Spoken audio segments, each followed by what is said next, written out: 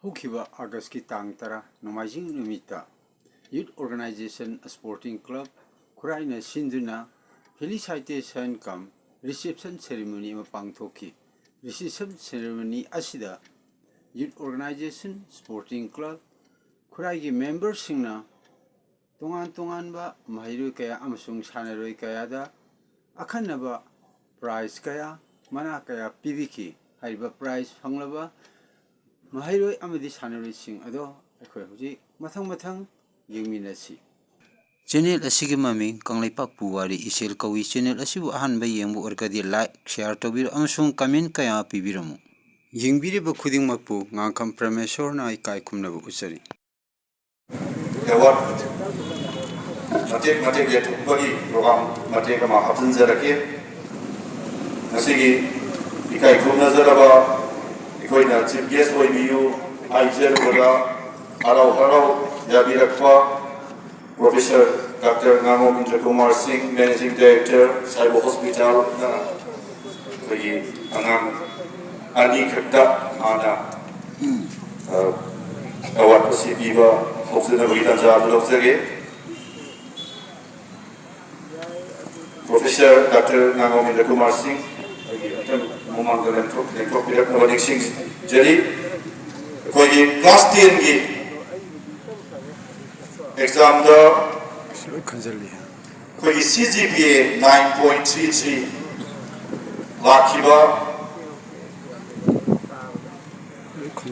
Rakesh Laistrom son of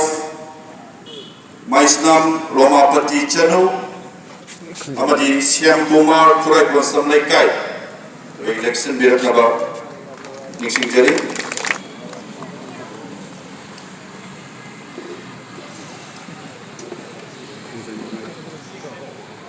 aduga ani surada class 10 bi Bira Sweden mang CGPA 8.17 funky-bani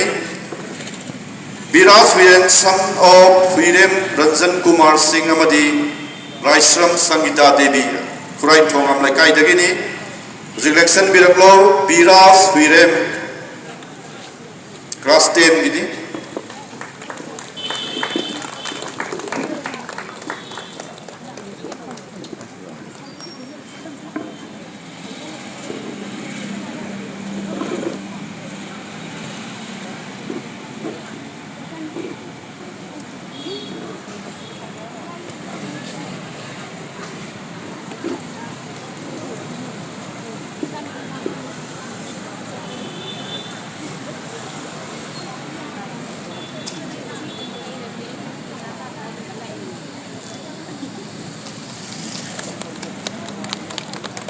yang mahu berkebak kubio, kuning kabut bio.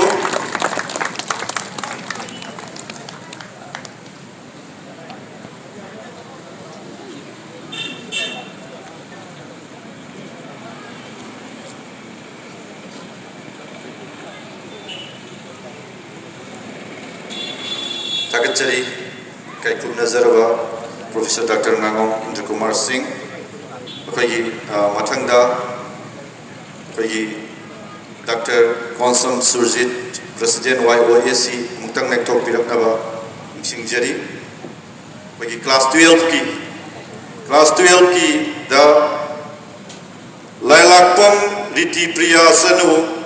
Daughter of L. Premananda Amadi, Haurumbam Tenden Devi, Khurai Konsam Laikai,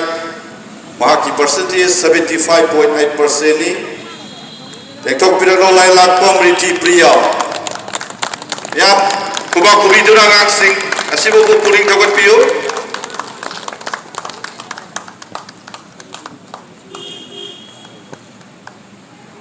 Aduga,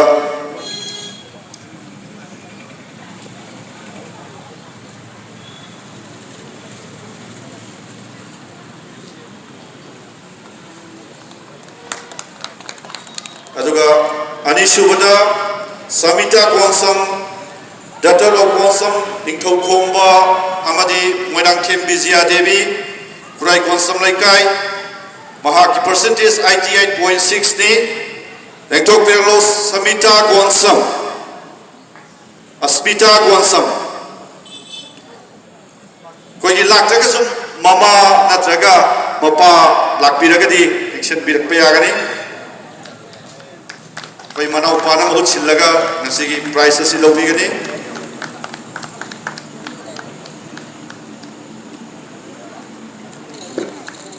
ꯃꯌꯥꯝ ꯈꯨꯕꯥꯛ ꯈꯨꯕ ꯈꯔ ꯋꯥꯠꯄ ꯃꯥꯜꯂꯦ ꯁꯒꯨꯝꯕ ꯇꯥꯟꯖꯥꯗꯗꯤ ꯈꯔ ꯈꯨꯕꯥꯛ ꯈꯨꯕꯤꯌꯨ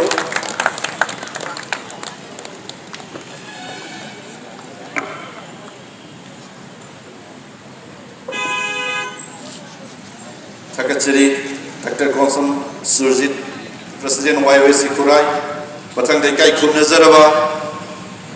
Sri Ngangbam Zogendra Khuman MCS, Joint Secretary, PICD, WRD, Amati Social Welfare, Kogi Sport Kilamda, Toydok Hendokna, Kogi National Ki Thakta Medal Laura Krava, Lambian Bakonsam, Son of Konsam Sendas Maitai Amadi Konsam Mumbi Santi Devi Khurai Konsam Laikai Silver Medalist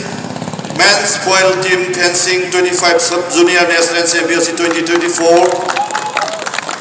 Lambian Bakonsam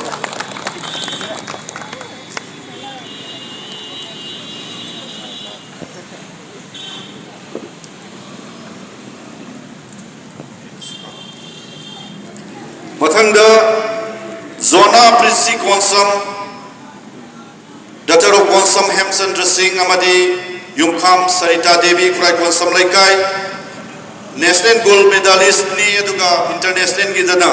5th position Tarakhaba adugumba Wusu haiba masanada Zona Prisi Konsam ki apokpa Sri Konsam Hemchandra na asigi manasi lobigani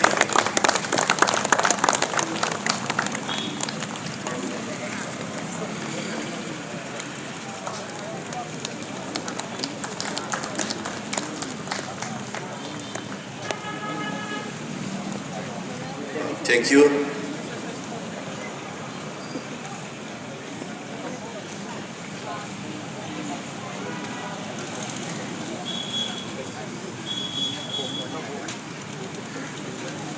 Koigi Makataba program Satadri Gaida Ozaki Koina Prize Bizakiba Koigi Masadi Lak Pangam Kidraba Jona Prisi Konsamgi Magi bayo tata si magi sana koda bagi lam dama nga fanga ki ba simen sing amuktang miyam da khangan jage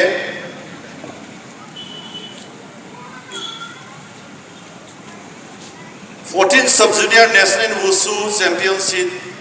akoigi rotak ta pangthok ki bada akoigi gold medal lobi rakhi 15 Sub Junior National Wushu Championship Patanjali Haridwar da pangthok ki bada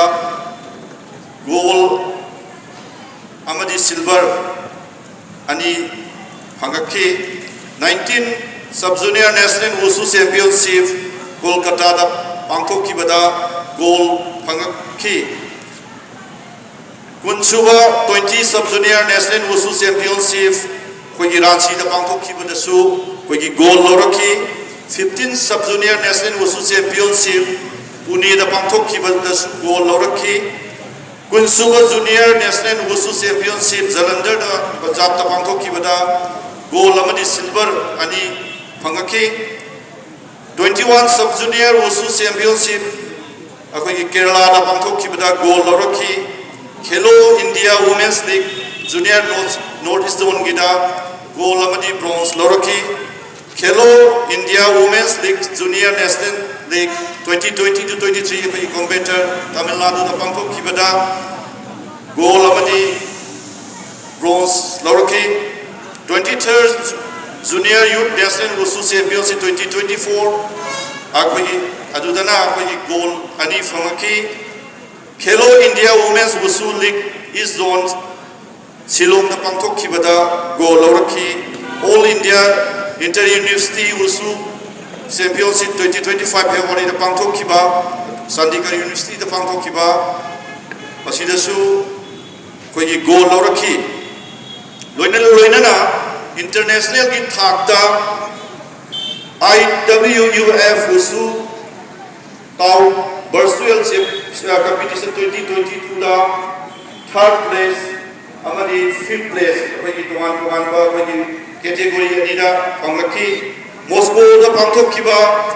ꯋꯨꯁꯨ star championship 2023ꯗ ꯇꯣꯉꯥꯟ ꯇꯣꯉꯥꯟꯕ category ꯑꯅꯤꯗ goal ꯑꯃꯗꯤ bronze ꯂꯧꯔꯛꯈꯤ ꯂꯣꯏꯅꯅ 18 ꯁꯨꯕ Asian junior ꯋꯨꯁꯨ championship 2023 ꯃꯣꯁꯀꯣꯗ ꯄꯥꯡꯊꯣꯛꯈꯤꯕꯗ ꯑꯩꯈꯣꯏꯒꯤ ꯇꯥꯏꯖꯤ ꯖꯤꯌꯥꯡ ꯍꯥꯏꯔꯤꯕ category ꯑꯁꯤꯗ 6th place aduga taiji kuan hairiba category asidana 7th place phangakhi aduga mapan suba world junior wushu championship tana akogi 5th place ta phangakhiba adugum laba thodok hendokna national amadi international ki thak ta medal kya lawrakhaba adugum laba laikai sigi yamna thoidok hendona pungning thawningai oiba adugum sanaroi di